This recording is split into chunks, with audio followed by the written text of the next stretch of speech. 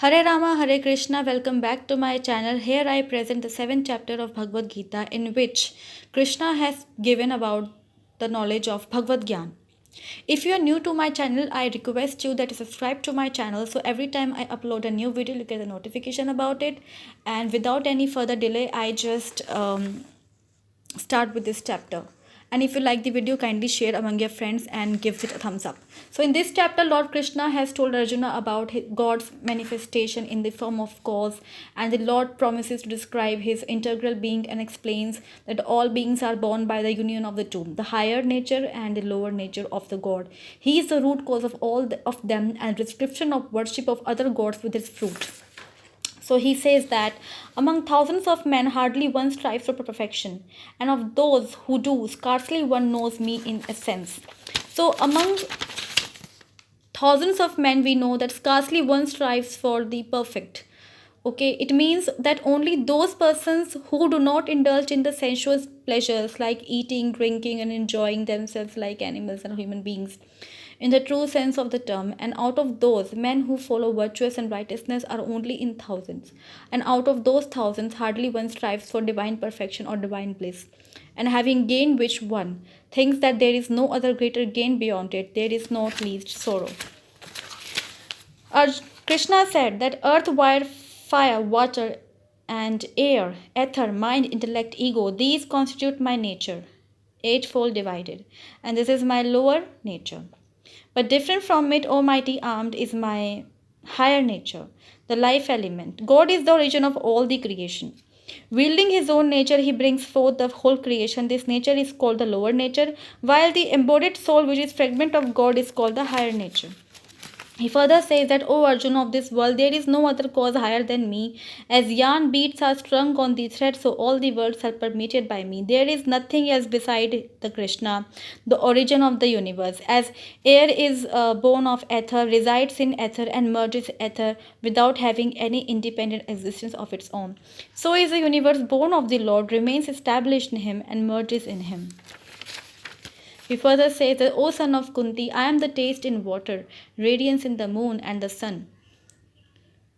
I am the sacred syllable Om in the Vedas, sound in the ether, and manliness in man. Generally, people attach a lot of importance to money.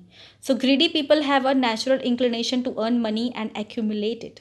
Similarly, by accepting the fact that the Lord is the source of the entire creation, there is no existence of the creation besides the Lord. There is no existence of the any other materialistic thing in front of God. By accepting this fact, a striver has his natural inclination towards him without making any effort.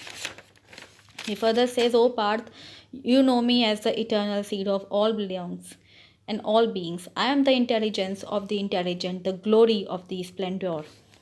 In the Bhagavad Gita, the word seed has been used both for God and the embodied soul. In this verse, seed denotes God because here the divine glories have been described. He further distinguishes that, says, the evildoers, the deluded, the lowest of men, deprived of discrimination by illusion, having succumbed to demoniacal nature, do not take refuge in me. So who does not take refuge in Krishna? Those who are evildoers and deluded do not take refuge in him. Evildoers are those who have attached for the acquired worldly kaleidoscopic things and who have desire to get unacquired ones. So fulfillment of desires leads to greed, and obstacles to fulfillment of desires leads to anger. He further says, in the very last of all births in this human form, when a man of wisdom takes refuge in me, realizing that everything is God, such a great soul is very rare indeed. So this human birth is the last of all births. The Lord has given man full right to be free from the cycle of birth and death. But man, because of his attachment for the world, failing to attain him, returns to the path of the moral world. So Lord Krishna, while describing men possessing demonical traits, declares that such fools, instead of attaining him, sink into lower, baser and depths. Those whose discrimination has been subverted by various desires, influenced by their own nature, worship other gods and follow precepts relating to the other. So in this verse of the chapter has been mentioned that the men are deprived of discrimination by delusion. But Here they are deprived of discrimination by desires. There people depend on matter to satisfy their desires, while here they take refuge in the gods to satisfy their desires. These, see, their evils lead them to hell, while here desires to lead them to birth and the death again and again. Whatever celestial form of a devotee seeks to worship with faith, I steady the faith of such a devotee in the form.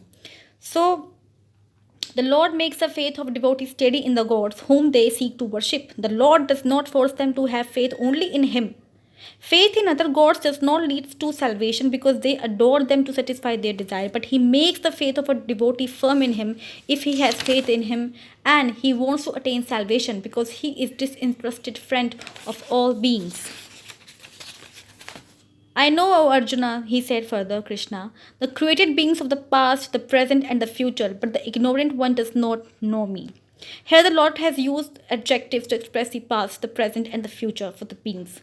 It means that God's eye, the past, the future, and the present are simply, so He knows all the beings, past, present, and future.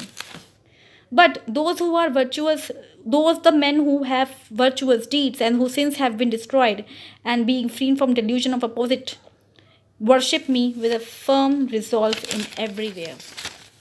Those who have taken shelter in me, striving for deliverance from old age and death, known Brahma, the individual self, and the entire field of action. Here, deliverance from old age and death does not mean that after knowing Brahma, the individual self, and the entire field of action, man will not suffer the old age and will not die. But it means that old age and death will not be able to make him sad.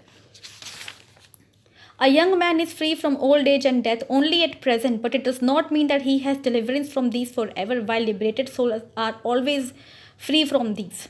See, when a man identifies himself with the body, he accepts the body's old age and death. I am the body and I am the man, is mine.